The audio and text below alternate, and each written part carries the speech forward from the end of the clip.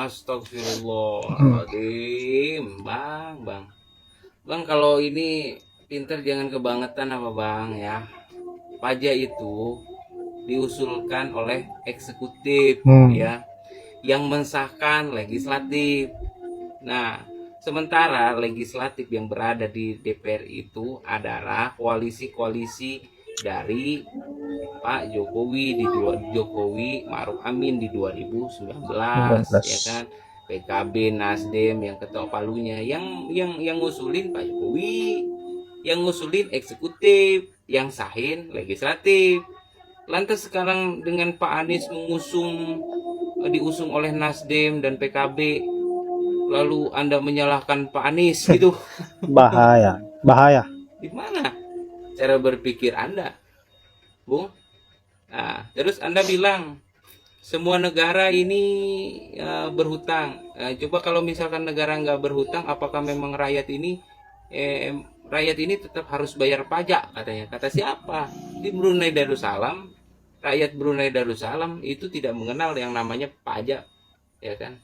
Apalagi PPN, ya kan? Kayak di Indonesia 11-12%. Nah, Anda cek sendiri, ya. Kata Pak Erlangga, masyarakat Indonesia, rakyat Indonesia sudah menjatuhkan pilihan, yaitu Keberlanjutan. memilih untuk keberlanjutan. Ya, kalau kita menonton video seutuhnya, itu hal yang disorot di situ adalah kenaikan tarif pajak. Ya, dari yang sebelumnya ini kita sering bayar pajak, ya, apa-apa saja yang kita harus bayar pajak, ya, barang-barang yang kita miliki, ya, termasuk usaha yang kita jalankan itu harus bayar pajak, dan lebih daripada itu ada penambahan objek pajak sampai dengan urusan menjual sayuran kebutuhan pokok juga akan dipajakin. Nah, kalimat daripada Pak Erlangga ini kalau saya memperhatikannya itu ya ini perspektif secara subjektif ya. Ya, secara subjektif saya menilai bahwa itu adalah kalimat sandra, ya, kalimat sandra karena masyarakat Indonesia yang memilih untuk keberlanjutan. Nah, ini keberlanjutan yang dimaksudkan. Ini ada kenaikan tarif pajak, ya, dan ada penambahan objek pajak. Yang selama ini petani sayur itu menanam sayur, panen, lalu menjualnya tidak dipajakin. Tapi kalau sampai ini direalisasikan, maka petani sayur sudah capek-capek nanam sayur, pupuknya nyari kemana, bibitnya nyari kemana, ya. Begitu panen mau dijual kena pajak. Ya. Mekanismenya seperti apa kita lihat nanti, ya. Tapi kalau nanti petani sayuran, ya, petani susu untuk ternak, kedelai, ya, kacang kedelai, dan ada beberapa item yang disebutkan di situ kalau dikenain pajak maka imbasnya akan kepada konsumen atau masyarakat, ya. Dan itu berarti harga sayur akan meningkat, harga sayuran meningkat, harga susu meningkat, daging meningkat, dan itu akan harus ditanggung oleh masyarakat karena salah satu strategi pemerintah untuk meningkatkan pendapatan negara yaitu melalui pajak. Ya, pajak itu dinaikkan lalu ada penambahan objek pajak. Nah, teman-teman nanti menilai sendiri, ya, penambahan objek pajak sampai urusan sayuran dipajakin, petani sayur dipajakin, masuk apa akal atau tidak, silahkan berkomentar, bersuara, ya. Tetapi kata kuncinya sudah disampaikan Pak Erlangga di situ bahwa masyarakat Indonesia yang memilih keberlanjutan. Maka mari kita menikmati keberlanjutan itu. Salah satunya adalah kenaikan pajak dan penambahan item-item objek pajak untuk menambah pendapatan negara, untuk membiayai belanja negara. Ya, jadi kita bersiap-siap untuk menghadapi keputusan ini ke depan. Kita yang menerima konsekuensinya, tidak bisa melawan, karena itu adalah pilihan kita untuk memilih keberlanjutan. Merdeka. Luhut bilang di pemerintahan Prabowo tidak boleh ada orang toksis. Toksis itu artinya seseorang yang mempunyai sifat beracun, seperti merugikan orang lain dan juga menyusahkan orang lain, dan juga memiliki sifat yang emosional, itu toksis. Kalau menurut saya, Bapak Luhut ini menyebut toksis ini menunjukkan kepada dirinya sendiri. Bapak ingat nggak waktu Rempang itu demo, kalau ada yang melawan, produser dia itu kata Bapak, artinya itu juga toksis Pak, merugikan orang lain, menyusahkan orang lain, toksis itu.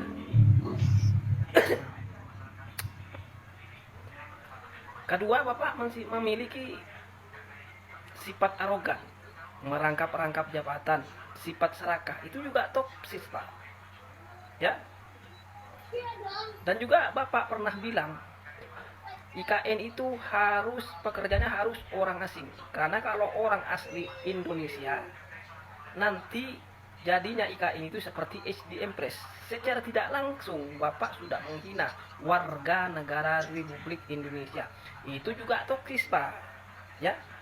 Ini mungkin ditunjukkan kepada dirinya sendiri nih Bapak Luhut ini.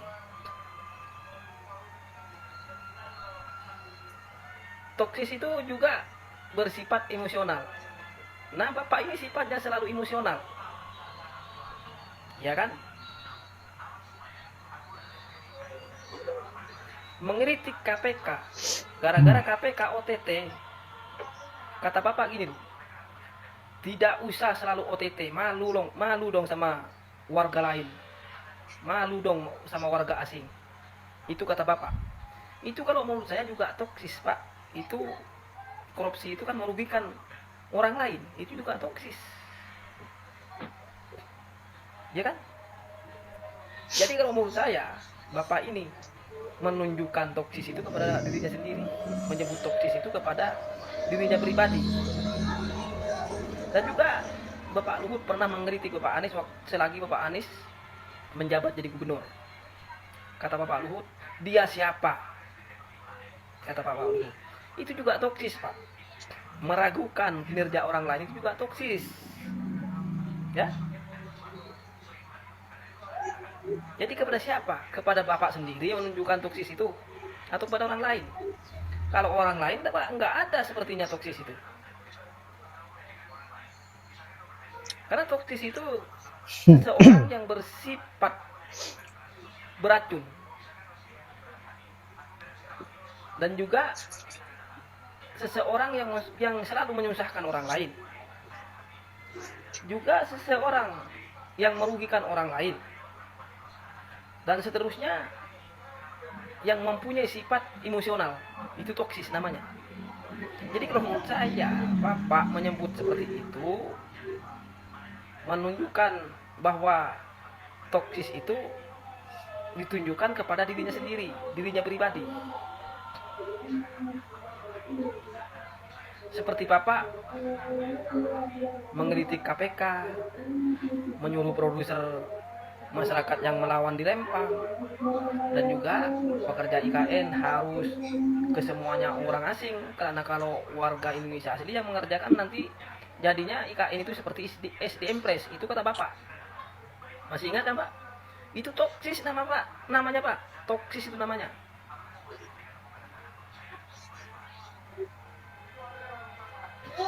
Salam akal sehat dan otak waras, merdeka. Salam akal sehat. Ya, saya sepakat dengan apa yang dikatakan oleh Abang yang ada di video terakhir terkait dengan statement Pak Luhut bahwa tidak bisa orang yang toksik dijadikan sebagai menteri. Seolah-olah Pak Luhut ini tidak pernah bercermin, tidak pernah menilai dirinya sendiri bahwa yang toksik sebenarnya ini adalah beliau. Inilah yang dinamakan toksik teriak toksik. Bukan hanya itu, Pak Luhut ini orangnya arogan, sombong. 11-12 apa yang menjadi karakter Bang Hotman Paris saya kira. Dan Pak Luhut cenderung lebih pro terhadap orang asing, terlalu mengagung-agungkan orang asing sehingga begitu mudahnya mengkerdilkan kualitas warga lokal. Dan yang pertama tadi, di mana lagi dan lagi kaum bansos ini seolah buta hati, dan kaum bansos ini malah menyalahkan Pak Anies. Apa kaitannya pajak dengan Pak Anies? Pak Anies tidak ada di bagian pemerintahan. Ini kan lucu. Artinya kita bisa menilai bahwa kaum bansos memang otaknya, kepalanya hanya ada tempurung tapi tidak ada isinya, tidak ada otaknya. Kenapa? Dia tidak bisa, tidak peka terhadap situasi yang ada di negeri kita. Dia hanya menelan mentah-mentah apa yang menjadi opini, pemberitaan-pemberitaan yang pro terhadap pemerintahan, sehingga dibeberkan di medsos bagaimana agar dilihat oleh kelompok-kelompoknya yang mempunyai pola pikir yang sama, yang dangkal, yang hanya berpikir persoalan isi perut, tetapi tidak pernah berpikir tentang kemajuan bangsa ini. Saya kira hanya itu. Saya akhiri dengan ucapan wallahul muwaffiq ila aqwamit thoriq. Assalamualaikum warahmatullahi wabarakatuh.